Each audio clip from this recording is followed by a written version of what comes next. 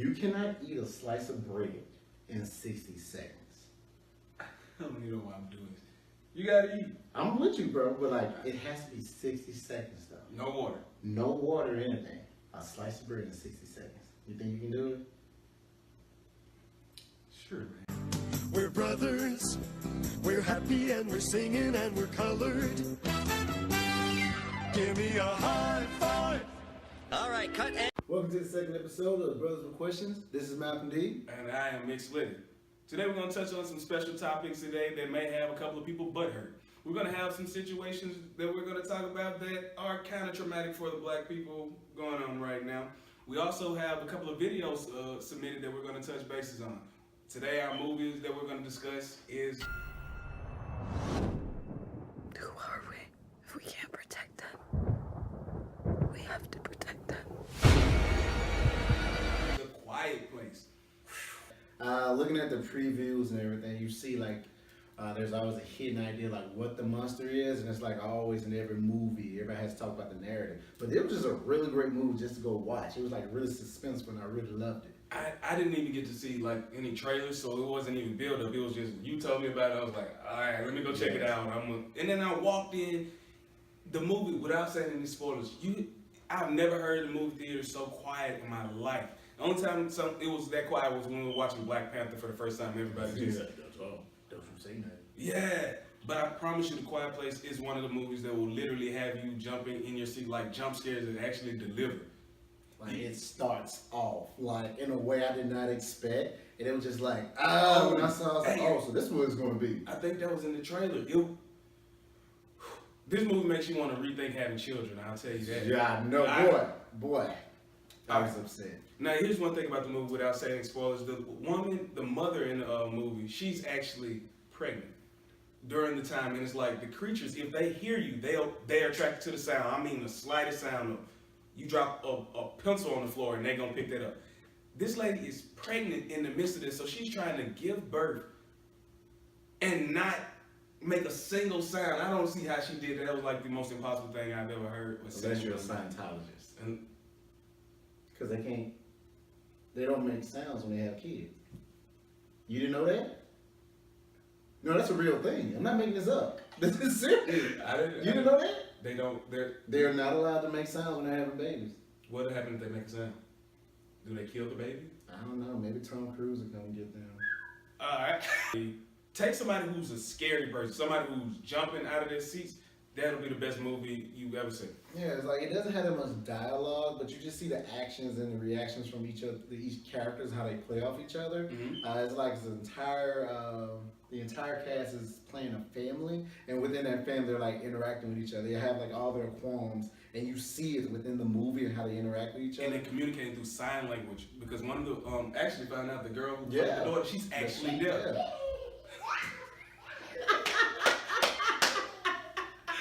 I'm not in there. I know we gotta keep it. But I mean, I learned stop from you can actually learn something. It's actually to me it was funny because I like seeing people get murdered. That stuff is my thing. It's just my thing. In movies. Okay, all right. Okay. All right. Okay. I'm not gonna murder anybody. Okay. Today. All right, the next topic, my child syndrome. Please, as a great educator, please go start off with the my child syndrome. I don't think, is it actually a real term or is it something we're just naming? We're going to call it my child syndrome. Okay. There's so many problems within education that it's so hard to just like pinpoint one thing and name it. However, one thing I have been noticing like as an educator, there's always this idea of how to interact with a parent. It's really easy to mess up with a parent. If you say the wrong thing, you can say the simplest thing and make the biggest mistake and you lose that parent forever. And once you lose that parent, you're really losing the connection with the kid. Yeah, it's even like right now, trying to explain it without actually saying it. Because one thing I've noticed is you have to you have to like jump around the fire instead of thumping that thing out. Like there's a fire right here, and I'm bouncing around a weird problem, and like telling a parent like If you say the B notice word something. to a parent, it's like cussing them out. Yeah. Like, So the word hey, we're saying, Johnny's like, bad. I don't want to say bad. See, I don't say bad. exactly. You see how Because you went say into a freak mode? Yeah, because like if you say that to a parent, like I'm a parent now, Yeah. and somebody came I'm like, not. "Oh, your child is bad," it's like, wait a minute. For one thing, it's a really broad statement. If somebody told me my child was bad, I would believe them. Only reason I was believe that because I know I wasn't a perfect child. Okay, so but it also goes back to the relationships you have with the parent. Like you're able to like have that parent, like I had parents come to me several times, like, "Oh man, you know my child bad," and I said, but it's like there's some parents who don't see that. There's some parents who don't. There's some parents who don't see that, and it's like we can understand everything that's happening in a child's life. Or everything that's happening in the classroom, because I don't think I'm a perfect teacher, and I think like there are some bad teachers out there. But there's situations, there's some times where you want to point out and say like, hey, there's a situation I need assistance with, because we always talk about this, the misbehaviors that happen in the classroom, and when you try to name it and identify it, you get like chastised, or it's either you're like deemed unworthy as a teacher. Or unfit to be around the kids. Like, you're supposed to be a mindless zombie and teach the kids and shut up. Yeah, because so like one thing I always do when I talk to a parent to like get assistance, the first thing I say is like, here's what we're doing in school, here's the trouble we're having. May I ask you, what is your input? And one input I get is like either a parent say like, yeah, I'm seeing this at home, this is what I want you to do, or this is what you could do. On the flip side of My that, child doesn't do this at home. then that's where we get to the my child syndrome. Oh. It's like my child does not do this, or my child hasn't shown Because this to you me hit before. them. No. Yes, we all know some parents hit children, and it's okay. I was hit. I was hit a lot. I used to beg for the belt. I was A lot. like, can you stop picking up stuff around the house? Yeah. And just use the belt, because I think that would be better than that spear broom you just threw at me. But I remember when I was getting in trouble, my parents believed the teachers. They knew that I wasn't a bad child. I was mischievous and I was active. And my parents knew that I wasn't a perfect little angel. Yeah. So if they can believe that, hey, if my child does something wrong at home, chances are if I'm not around, my child gonna do more. And I think that goes back to what I was saying before, is like building that relationship with parents. Definitely. And I think a lot of times, like when I reach out to parents, like I always try to like have an open like dialogue, just like being very transparent with them, like what I'm saying, Last minute. Okay, what I'm seeing, like what I'm trying to compare things to, and all these other everything that's happening in the classroom. We always talk about how black kids are always being sent to the office more than their white counterparts. It's like 18%. Black kids are 3 times more likely to be sent to the office and to be reprimanded as opposed to their white counterparts. The white counterparts would get like counseling, but it goes back to their resources and ability that what they have in their school. But the black kids, they get either suspended or chastised or get in school suspension. Let me get it. At one point, I was a ISS person that's in school suspension, and I had 2 boys that had the exact same name, different last name. But I wanted to sit there and say this: they were best friends. One was white, one was black. They used to get sent to the office together all the time. But I'm not going to disclose the school because I ain't finna get sued and all that. But they treated the boys differently. It's like, how can you treat him, who has the same, his name is Richard, that's not their name, but both of them show out together. Why is black Richard being treated differently from white Richard? And I think that ties into like what parents are using as ammunition. Like you see in media, once again, it's hard to like place our finger on the problem in education because there's so many. But like when one comes up, like but when one comes up, we really put our emphasis on it. Like I really. Go ahead. No, you hit it. Go. I mean, yeah. Go for the goal. He killing him, y'all. All right, so I really feel like when parents hear that. These statistics and all these things, like the first thing in their mouth is, or the first thing in their mind is, this is what's happening to my child. Yeah. This week we got a video in from Alan Nicholas, and he has a very good question for us, and I actually like this one. This shout out to my old roommate from college, Alcorn State University, home of the Braves. So why is it that the African American community tends to shun you if you either A, are atheist, or B, share a different faith? That's a really good question. It really is. It really is. All right, you want to touch? I'll touch on it. Okay, well, most of us, especially us from Mississippi, we're raised in the churches. Most of the time, most of us go to churches. Our grandmoms in the churches, our aunties, everybody. Like one of my best friends, I've known him my entire life because we went to the same church together. Church is a major part of Black people's life, even though it did come from like slavery and the Christianity was placed up on us, and we adopted it. It was also used as in a sense, neuter us, keep us controlled, keep us calm.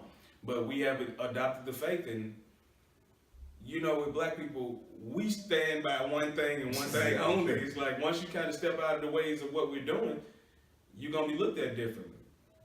Yeah, I have to totally agree. It's like once you we as Black people, we are really big on tradition versus traditionalism. That's like why we're in this tradition. Majority of Black people are Christians who are in America. I think it's 72% of Black African Americans who identify as Christian or some form of spiritual connection to Christianity. Yeah. And it's a very powerful thing to say majority of the Black people I see around me, we only represent 13% of this country, and yet when you see us, it's very obvious. You know, the Black person he's Christian. He's Christian. But it's very rare that I find a Black person that man is Buddhist. Oh yeah. He's people have changed to become Buddhist or something, but it seems like Christianity is our first knowledge of any type of religion. But that's only from our perspective. Yeah. I do know Black people who are in who are Muslim. Yeah. Who but no, that's all the thing is. Christian and a Muslim, and Islamic. And he touched on the point. Alan touched on the point about atheism, and that's I don't know. It's it just seems ungodly. Ungodly. But it's I don't know. It's to deny your faith in its entirety. As Black people, it's kind of. Oh, that's another thing. It's tearing away from your own culture. Okay, and that's the thing. So when you say it like that, it's our faith is the minute we are born, we are Christians. So it's not your faith. But the problem is some people who are raised in a religion are that because of their parents. Mm-hmm. So if I'm born in an atheist society, I cannot deny my faith because that is actually considered a faith. They actually have their own set of rules and things like to study that and nothing's wrong with a person being an atheist, but that's your choice. Yeah, but it irks me. Yeah, it irks me. It irks me when someone just jumps up and says, you know what? I can't believe you're this, you're that, and they know nothing about it. I don't think they say, well, atheists don't believe, but it's like there are certain in the variations of the form. I can say I'm a Christian, but Christianity has so many layers, and it's I cannot even begin to argue on someone else's faith if I haven't fully understood my own. My thing is I gotta be honest, I haven't been to church in a while. It's not to be proud of. And I'm a PK, I was raised in the church, but some experiences with man made me not so close to church as I used to be. But it's kind of, my views on religion is like this, if you can stick with the imagery. To me, religion is a house. It's a big house with a thousand sides. But every religion looks at this house from their angle. So if you see the house in your side only has a door. So in your mind, this house only has a door. There is no other sides to this house. There's only a door.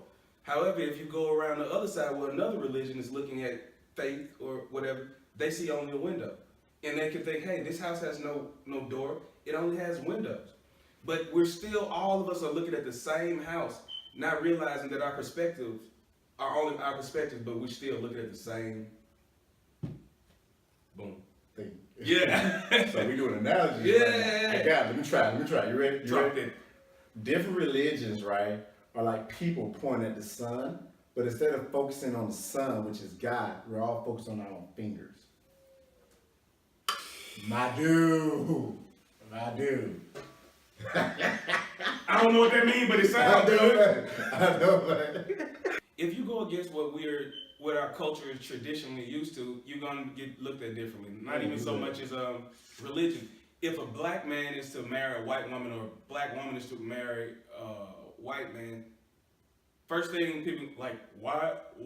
So you're into the other races? You're gonna automatically get looked at. If you shave as a woman, if you shave all your hair off because it's against the social norms, they're not gonna ride with it. Yeah. People want everybody to be sheep. Most of the time, society wants you to be sheep and follow this trend or follow whatever is pop culture. Whatever is popular. I mean, at one point in time, oh no, I'm gonna stop touching. No, go ahead. I was about to say at one point in time, our media demonized the Muslim faith, especially around the 2000 September 11 situation, and the more they demonized them, the worse things looked for them. Until people had to realize that these people are people too. They're just a religious faith. These people who did these things were extremists, but pop culture and the media can make things look bad, and even if it's nothing wrong with it. You're right. Just like with your religious choices, that's your choices. Your sexuality, that's your choices. People need to learn to mind their own business. That is actually true. All right. Thank you again, Alan, for your video. Great question, bro. I promise you had me thinking with that one. The Starbucks situation. Come on, can you give me more details? I didn't follow it all. I don't. All right. So the situation is two brothers in Philadelphia, and when they went into the Starbucks, they had this grand. I say brothers like blood brothers or brothers like us, like two black guys. They could be blood. They could be brother, whatever. Man, you still family. So these two guys, they go into Starbucks, and like you just listen to like the story and just read up on it. They're like vehemently telling these people like, I'm about to change my life. Like they have this whole real estate idea, and they're about to meet up with this man, and like at a Starbucks where I believe they have met several times before, and in this meeting they're waiting for him. And so they went up to the cashier and said, "Can I use your restroom?" Cashier's on for paying customer. And they was like, "Okay, cool. We'll just hold it and sit down." Something they probably done before, and something probably everyone in the world has done before. They might Go not to a like coffee. Starbucks. I don't drink coffee, so sometimes you just want to go get some internet. Yeah, but it's like, here's the crazy part. So when they get there, and they sit down, and they're being recognized as non-paying customers. However, I know plenty of people go to Starbucks and sit down like it's no problem. You just do it. Still that Wi-Fi. So they call the Wi-Fi police jam. officers on them, and the police comes and get them. And here's the part I don't like. When you look on social media, it's like, well, why didn't they just leave? The problem that a lot of black people have is when we get our interactions with police officers or anyone of authoritative figures who want to like remove us from certain situations. It's the problem that we're looking around so like this is unfair because everybody else can come in the same place and do the exact same thing we're doing, but you're only pointing us out because I don't know. Our hats look cool. Our pants are crisp and pressed. No, because we're black. And so they called the police on them and they arrested them when they just didn't want to drink coffee. They just want to use the restroom and use this area which they used before as a meeting place. I saw the two brothers on the I saw like a real quick clip of them. One of them has short dreadlocks. The other one has a big beard. And the thing about it is, it's like even with me, people would think I'm more aggressive because of the way my hair looks, or just because of how we present ourselves. Just because you have a big beard doesn't mean you're finna do something wrong. Just because you're dark skinned don't mean you're finna do something wrong. Because you and I go out. We went out not too long ago, and I sat down when you went to the restroom. The young lady who was the waitress passed by. When you came out, she came out. And she came and started working with us. And it's just, I mean, I believe just like we're happy about Black Panther, it's been too many times that we've been demonized in television and anything. So if you don't know black people or you're not black, you're gonna know the representation that you've been seeing. Yeah, and that goes back to what you were saying. Like even us, like black people, like we ourselves have it instilled in us. I forgot what city it was. They actually did like a social experiment where they let bus drivers drive through the city. They had like random people just get on the bus and say, "We don't have money." And what they noticed that like bus drivers would let white people on the bus without their fare more than they would let black people on. And even the black drivers will also let the white people on those buses as well. It's self-hate. Black. And it's like, and like we talk about, but the root of it is like we're taught and it's indoctrinating us from a very early age. We look at TV, everything you see on TV is always geared towards a certain like group of people, and it's not us. So that's why we go crazy for like certain things like Black Panther and all these other things, because like that's for us. But then here's the problem I have with it though. So after the brothers get arrested, people just up in arms out of nowhere. Well, not out of nowhere. They get up and up. We're gonna boycott Starbucks. We've been boycotting Because coffee sucks. Well, no. We're boycotting all these companies for like a trendy time, and then we turn right back around and go right back to it. Yeah. This goes back to our conversation we had in the first episode. It's like we need to start investing in our own companies. Yeah. Like there's plenty of like There's black shitty coffee owned everywhere. businesses.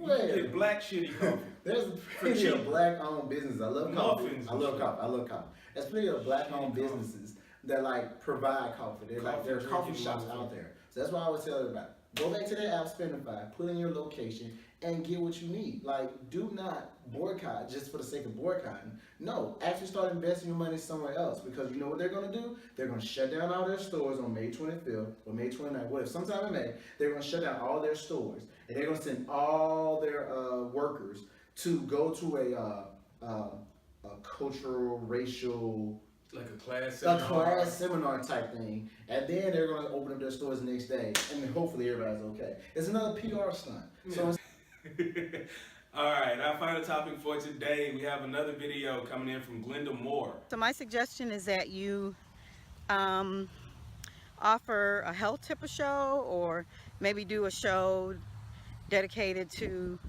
men's health, just offering some practical tips on, you know, self-care, what men can do to, you know, maintain their bodies, to help prevent developing some of those chronic illnesses, because, you know, it's just like anything else. Don't take care of it now, then you'll have to deal with it later. Glenda Moore, thank you so much for that amazing question. The conversation we're moving on to now is like men's health. And I have to be honest, like I just turned 30. Mickey did as well, 2 days apart. I mean, I can't talk about your age. I'm just being honest, like, okay, we're gonna be honest about everything. And one thing I've just like, it's been like clicking in my head, like you gotta make sure you're healthy. Like you're walking upstairs, things are cracking every now and then. Yeah, been down, hit on pop. Yeah. And it's like, so Drive back. the conversation is like, what are we gonna do to like get ourselves prepared for older age? Like I understand, like when you're young, you can do anything. You're invincible. Yeah. But like that's gonna go away. A Sprite to give me a hangover. I know. I sleep with a knee brace. Boy, I go to sleep at 9:30, like 9 o'clock. I don't care. Like that's what's happening now. Like okay. So, but looking at the statistics, we're always gonna make sure we put that out for you. She gave a great idea, like going to CDC and just seeing like what they have. We're definitely check into this, because this list is horrible. This is crazy. Black males, the leading death Number one. causes in black males, number one is heart disease at 24%. Number two is cancer. Number three is unintentional injuries. We do dumb stuff, and We do some dumb stuff. That's the third thing. So That's top the is third heart thing. disease, cancer. And then stupid It's ideas. just stupid stuff. Hey, I'm gonna barbecue, get in the house. Oh, Nah, come yeah. on. Number four is stroke, and the last one, number How five is is unintentional injuries higher than stroke? Come and on. homicide is above homicide as well at 4.3%. Yeah. But we also got to think about like the statistics. What they're showing us, like we're only 13% of this country, so like it may be a small number. It's like on like 6.1%. At the same time, like that's really big compared to like our the other races. And like number six is really, I always what I try to touch on is diabetes. It's like, and the question Ms. Moore brought up was like, what can we do as black men to like make sure we're more healthy? But it's like that's the thing. Like you have to start investing time in your own body. Yeah. Like I You gotta eat healthy. Yeah, You lives cannot are, play with it. lives are like your life is like a consistent, like you're just going. And I understand like you gotta do the fasting. Like, I gotta get this, I gotta pick up this burger right quick, or I gotta get this drink in me right quick so I can just go back to what I'm doing. If you're hustling, do your hustle thing. But what's the point of hustling in your 20s and your 30s and you get to 60 and you can't even walk? Yes, you're on oxygen. You're and on everything. oxygen, We right. gotta let go of that pork. We have to let black people. We gotta let go of that pork. I know from the rooter to the tutor, tastes amazing. I used to love it. I can't handle it. It's too much grease inside the pork. It's not good for us at all. And like it's There's not no saying health like, benefits. if it's too hard for you to give certain things, it's not all about eating as much as you can. It's all about like portions. Like if you have like this big plate of greens, there's nothing wrong with having like a little piece of pork on the side. Like, but don't make that like the main. You should pork dish. chops, 2 pork chops and some biscuits. And then a little dabble. Gravy. Come on. And then like 2 floors of broccoli, and you're like, oh, that's my healthy greens. Like, I no. wonder why I'm sweet. Ooh, and then on top of it, like get in groups where you can like support one another. Yes. As black men, it's like we don't actually talk about health issues. Like sometimes you bring it up with your brothers, like, hey, Dog. Hey, You gotta go man. get that butt check, man. yeah, You gotta go get that you finger. prostate. Yeah. Yeah, I started looking at it. Fellas, you're gonna have to go get that. We die from that. Hold on, is it even on the list? Let me see it's over there. Well, prostate cancer is a cancer. That's It's like a number cancer. 2. So prostate cancer is like something like, you just gotta the get poo-poo. tested. So It's just like getting an AIDS test. You gotta get this stuff. you gotta get You gotta down. get your Like, body like it checked. sounds crazy. Like I know a lot of men are scared, and it's like, oh man. Like I remember, I forget who it was. Back in high school playing football for Coach Singleton. Somebody like had a broken fist or wrist, something, put some ice on it, you went right back into it. But it's like you gotta get this stuff checked out. You have to go to the doctor. You have to be able to like say like, okay, I know it's scary, but this is your life. We're talking about living until like early, like late stages in our life. Like black men, we die young. Yeah, we don't make We it. don't make it. Our wives outlive us and get married 2 and 3 times. You know what I'm saying? My wife gonna get married 2 and 3 times. I gotta leave us some paper. Not But my let- wife, man. Let me before we go on with that, let's talk about mental health. Okay, yes. Now, mental health, that's something I work with on a regular basis, and I dealt with my own levels of depression, like many people have. But what the problem that black men and black people that we've noticed, we don't like to talk about it. We don't like to admit that we're having a problem. We don't even like to sit there and say, "Hey, I'm sad, and I don't know why." We need to talk to people. Your mental health. This right here, these activities, the things I do on the internet, my running, my music, This the podcast, podcast. yeah. This is for my mental health because as long as I'm active and doing something, I feel good. Yeah. It's not even to get. There's nothing wrong with like, it's not even like trying to get like a bunch of people to watch and stuff. Like, no, you gotta get stuff off your chest. You need to talk to someone. Go talk to someone. Don't sit in your car and get old man and start yelling and stuff. Like, no. take Don't your turn to time, talk drugs to and somebody. alcohol. Yeah, Depressants don't do drink. not They do work. not. I can't even drink when I'm sad, to be honest. If I'm sad about something, I just can't bring myself to do it because all it's gonna do is make me feel depressed and down, and I'm gonna focus on the situation a little bit too long. And that's another problem. A lot of times, we like to medicate people. We like it, whatever your medication is. We like to sit there and take it. If you're on Ritalin, Adderall, whatever type of medicines you take, and it's like, okay, because it came from the doctor, it's good. No, your wife touched on something when we was talking about this earlier. She said that another problem, even if we consulting people about our mental health, we're going to white doctors. That's true. And that's the thing, we're going to white doctors, so more people need to become, black people need to become shrinks and therapists because we actually know how to treat our people. And we also understand what we are going through. We know the what happened through slavery and how it affects us today. Yeah, and like I know a lot of people when they hear this, like, oh, they're just playing the race card. It's like, no. If you actually look into like, I'm gonna attach this video. This woman doctor, she thinks she's of Indian descent, and she's actually talking about how people at her job would diagnose a black person inadequately because they actually believe they can actually take more pain, or they are not suitable enough to talk about like what's really their problems. So you can have a black woman who's talking about I'm having situations or problem in the white man's mind or in the doctor's mind, and not saying like this is for every doctor who is white. Like some people actually have it instilled in them that like they can take more pain than like the average person. I know I'm probably gonna get shot at and have all types of stuff thrown in my front door. But let me ask you a question. Do you believe that as a black man, to show your true emotions or your feelings or things that are troubling you to our counterparts, our black women, even it's seen as weakness at times? Yeah, I know that. Like, that's how it feels. Like, but, And like, so- but then that goes back to like the first episode again, like trying to find someone who actually like will let you Open be vulnerable, and that's actually true. Like, to be able to talk about it is a big leap, but to be able to listen and take that in is even bigger, and that goes both ways. Yeah. Like we have to, as black men, if a woman comes and tells us her problems, we shouldn't shun it as, oh, she's having another woman's problem, because like that's what society is doing. Having one of those woman Yeah, problems, that's eh? like, and it's like it's so misogynistic. But once again, when you're raised in a rape culture, and like that's what you will. Say it again, you raised in a what? A rape culture. A rape culture. Thank you. That's what, exactly what it is. That's what it is. Like we are, it's like instilled within us to like identify that they're subservient. Women are subservient to us, and we should just act like over them. So like if somebody, and it's both ways.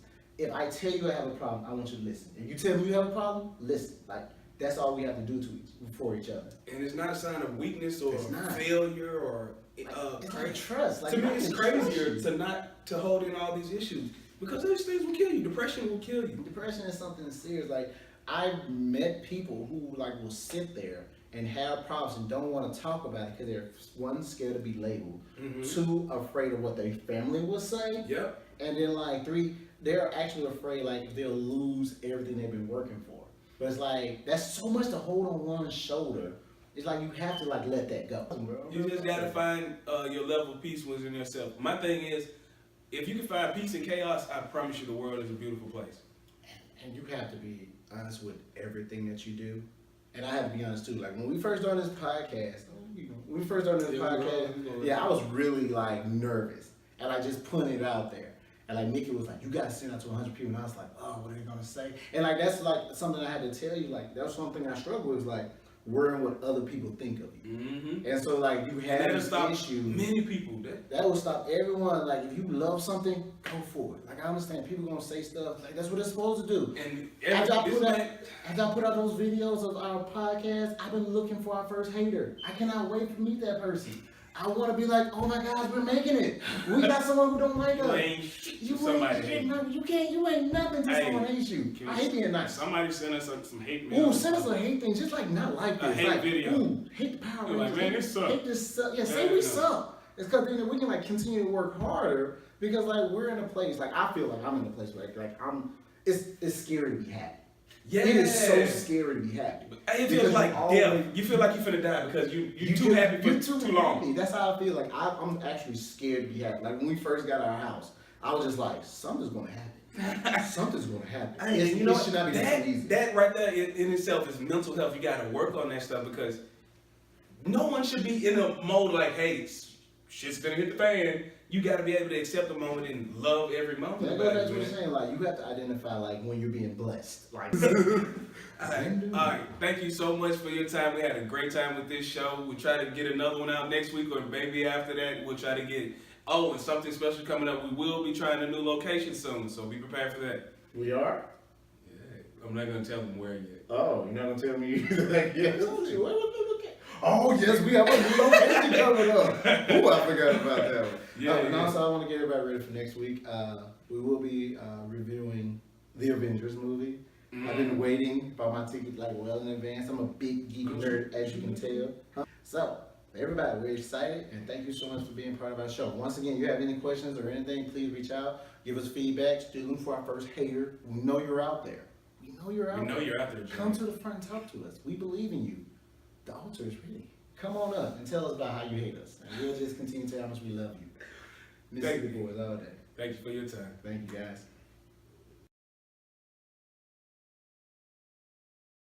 Think you can do it? Sure, man. I know it's not possible. It's possible. I'm telling you, I can do it. Everybody can do it. Like, you just gotta like go for it. Slice of bread in 60 seconds. All right, you ready? Okay. 3, 2, 1, go. Oh shit. It's like Popeye's biscuit little cousin. This is impossible. I'm not even swallowing anything.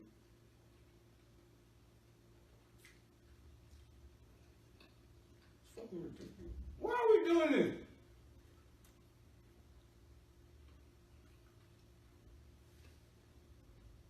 It's gonna swell up in the stomach.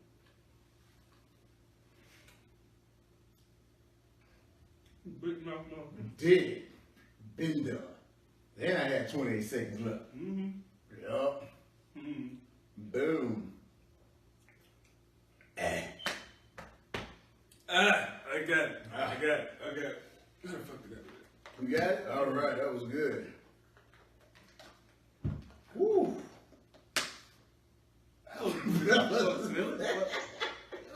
was doing no stupid stuff like that.